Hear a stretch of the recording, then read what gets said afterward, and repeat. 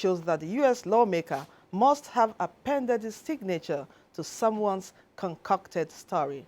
To this end, Lai Mohammed said Nigeria is delighted that U.S. Secretary of State John Kerry, to whom the congressman addressed his letter, is more knowledgeable, better briefed, and definitely is more aware of Nigerian issues. Vice President Professor Yemi Osinbajo says regular counseling and prayers for political office holders will enhance good governance and rapid development in the country. Professor Osinbajo made this observation at the grand finale of the Holy Ghost Convention of the Sword of the Spirit Ministries in Ibadan. Olumide Eguntola completes the story. The Vice President, Professor Yemi Osinbajo, said good governance can be achieved when there is mutual understanding between government and the citizens. The Vice President, who commended men of God in the country for supporting the change agenda of the federal government, also appealed to Nigerians to further cooperate with government on its plans and policies. Professor Yemi Osinbajo, who described Bishop Wale Oke as a unique man of God, congratulated him for his 60th birthday. Is someone who I regard as an important counselor. Yes, devoted plenty of time to prayer and counseling. And of course, you know that those of us who are in politics need a lot of prayer and we need a lot of counseling. And devoted a great deal of time to that. Earlier, Pastor Enoch Adeboye of the Redeemed Christian Church of God had stressed the importance of prayers. Isaiah 59 verses 1 and 2 said, the hand of the Lord is not shortened that he cannot see, neither is he heavy that he cannot hear. He said, but your sin, I'm separated between you and your God. Prayers were offered for the peaceful coexistence of Nigerians and divine intervention for the economy. In Ibadan, Olumide Eguntola, NTA News. As Nigerians hope for better times ahead, the clergy has called for patience and perseverance with government in this session of recession, trusting in God's omnipotence to enthrone the nation on the path of greatness. Pastor Abraham Peters Oki of the Good Tidings Bible Church admonished worshippers at a sermon in Abuja. Ifeanyi Ezumba reports.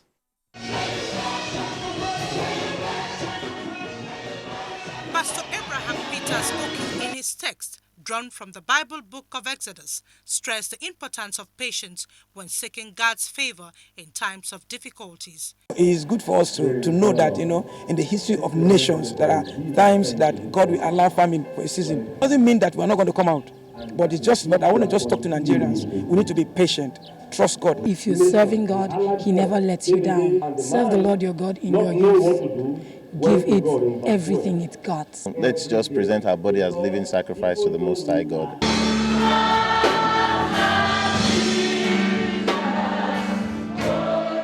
Nigerian youths were challenged to channel their strength in service to the Lord, while prayers were offered for the peace, stability, and prosperity of the nation. In Abuja, Ifeanyi Ezumba, NT News.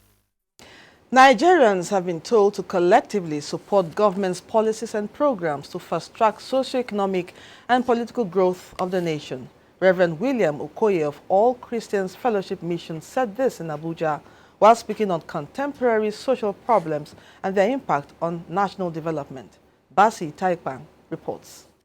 Proper management of the nation's human and natural resources, insurgency in the northeast, and militancy in the Niger Delta have been identified as factors militating against rapid socio-economic development of Nigeria.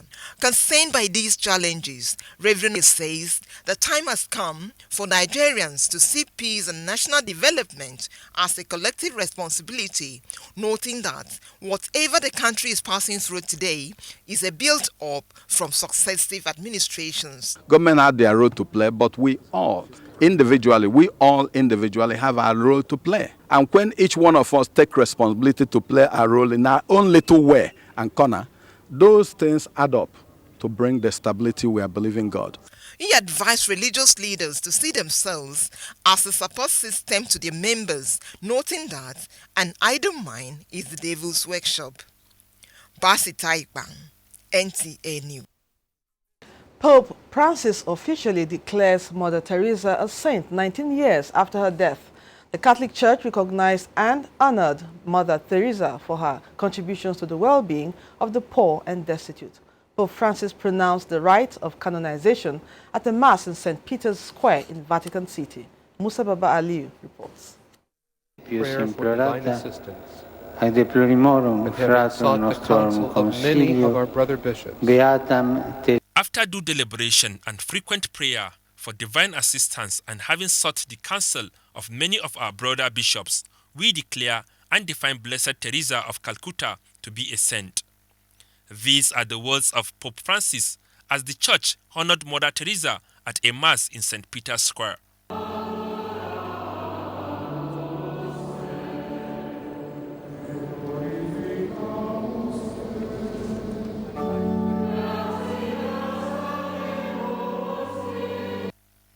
The canonization is coming at a time when Catholics are celebrating workers and volunteers of Mercy Day, of whom Mother Teresa is widely considered as one of the greatest of the time.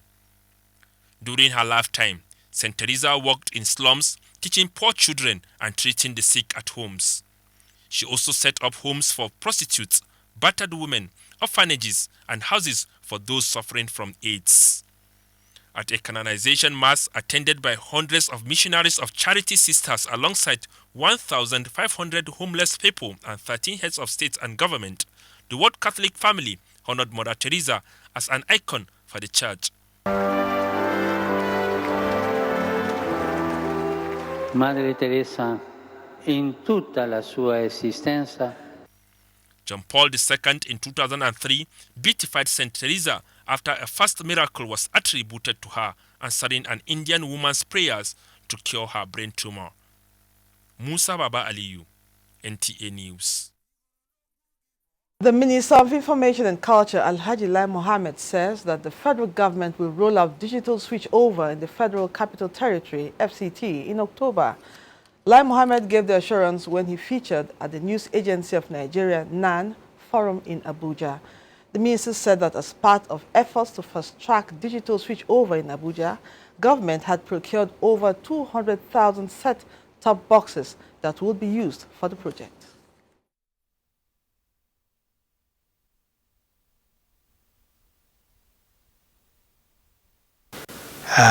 We have, as I speak, about 200,000 boxes in our ports, but we are trying to sort out, with the manufacturers, some logistics of how to clear them.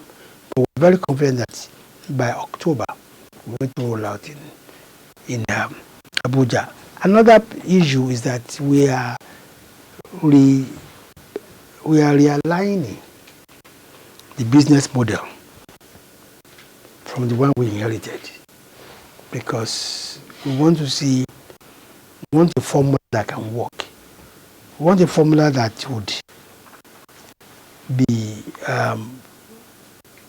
profitable to the signal distributor on the one hand, the content provider, and at the same time as the set-top manufacturer. But I can assure you that by grace of God, we will roll out in October. We now take a break for some commercials. Panorama continues shortly. Stay with us.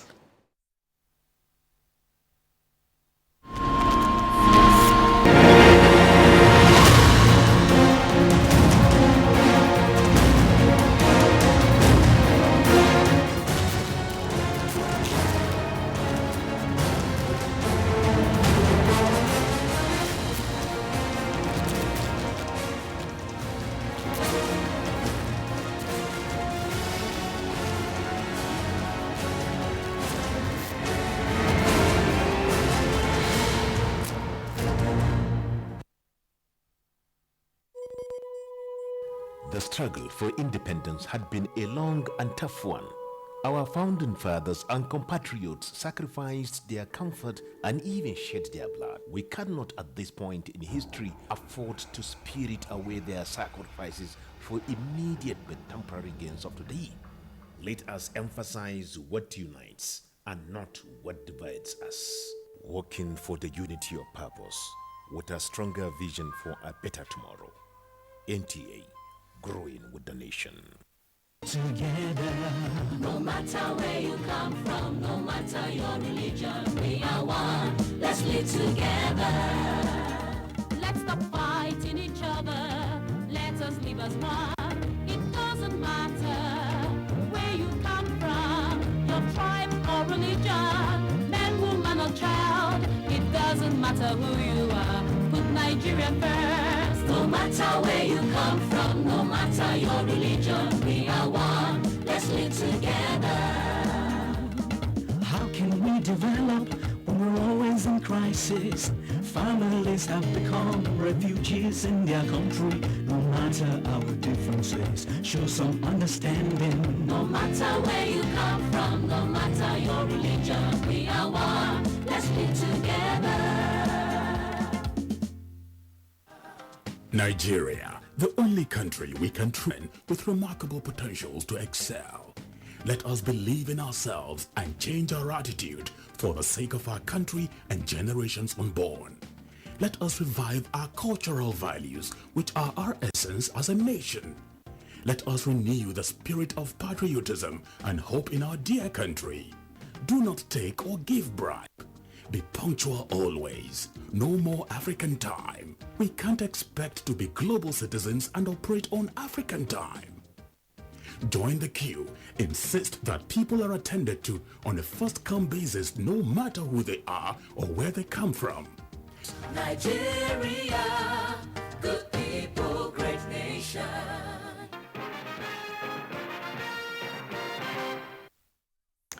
Welcome back. According to reports, 2.5 million children annually suffer from severe malnutrition, out of which 1,200 die daily. Survey conducted by the Federal Ministry of Health also indicates that not less than 1 million children, Nigerian children, die before their 5th birthday. Malnutrition contributes to nearly half of these deaths. Health correspondent Rabi Abdallah takes a look at malnutrition in Nigeria. The face of malnutrition in Nigeria is one that key players have ever before now described as a silent crisis due to the growing number of children hit by malnutrition, where prevalence in the northwest and northeast regions are said to be higher than in the southern part of the country. The humanitarian crisis in the northeast has compounded the situation, especially amongst internally displaced persons. Poverty, ignorance, poor hygiene and sanitation are some of the factors attributed to the problem. In addition to that, nearly 4 out of 5 Nigerian children do not meet the World Health Organization recommendation for exclusive breastfeeding for the first 6 months of life, while about 70% of children ages 6 to 23 months are not receiving the minimum acceptable diet. Children with severe acute malnutrition need specialized feeding and therapeutic care to help rehabilitate them. At the moment, only about 1 in 5 children that have severe malnutrition are being reached, are benefiting from the program.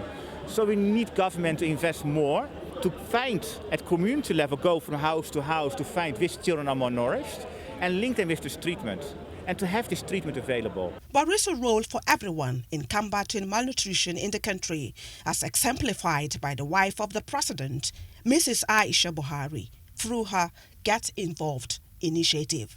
Over 30% of children in the Northwest have malnutrition, and it's worse than Northeast. And we're quite worried about it. We think we're looking at putting in place the policy framework, working with agriculture and relevant agencies to say, look, we must address this national shame.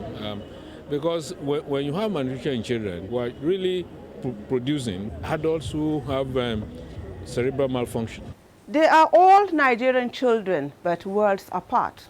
Scenarios that depict the nutritional status of a child as the reflection of overall health and a cornerstone for survival, health, and development. In Abuja, this is Rabi Abdallah, NTA News.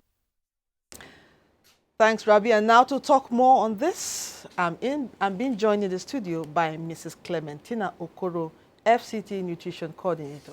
Good morning. Good morning. Thank you for coming on the program. Thank you very much. Yeah. Good afternoon, viewers. Yes, we're talking on nutrition in Nigeria. Now, what is Nigeria's nutritional status now? The nutritional status in Nigeria, going by the National Demographic Health Survey of the 2013, that's 2013, stunting rate of under 5 children is 37%. That is to say 11 million Nigerian children are stunted. That is to say that they are too short for their age. And then that depicts a picture of chronic malnutrition. Yes, malnutrition over a period. And then the wasting, which is a picture of immediate or current malnutrition, is 18%. And then underweight. Wasting means that the child is too thin for the child's height. Then underweight is 29%. Underweight is that the child's weight is too small for the child's age. Okay. And then micronutrient, that is looking at malnutrition at large. We also have the malnutrition, that micronutrient malnutrition, which is a picture of hidden hunger, like the micronutrients such as vitamin A, deficiency, and the rest of other micronutrients of public health importance. Well, now this picture you've painted to us now, will you attribute it to these challenges to non-availability of food in Nigeria? Nutrition issues goes beyond just non-availability of food. When we look at issues of malnutrition, it's more of a multi-sectoral issues. Let's look at using what we call the conceptual framework for malnutrition that was developed by UNICEF. We have what we call immediate causes of malnutrition, which are inadequate food intake and diseases. Then we have underlying factors such as inadequate food inadequate food security, where we have inadequate access to the food and then non-availability.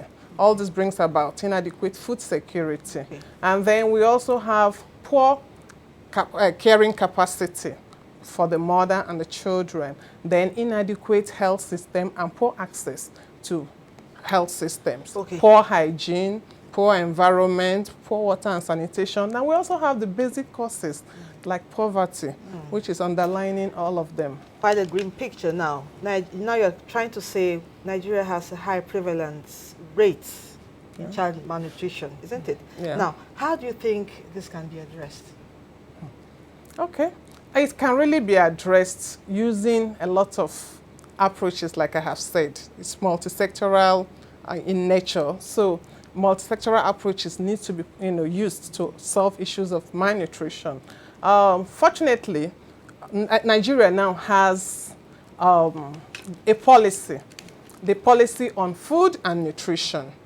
And then this policy on food and nutrition will give a guide. It's a guide to implementing nutrition programs in the country.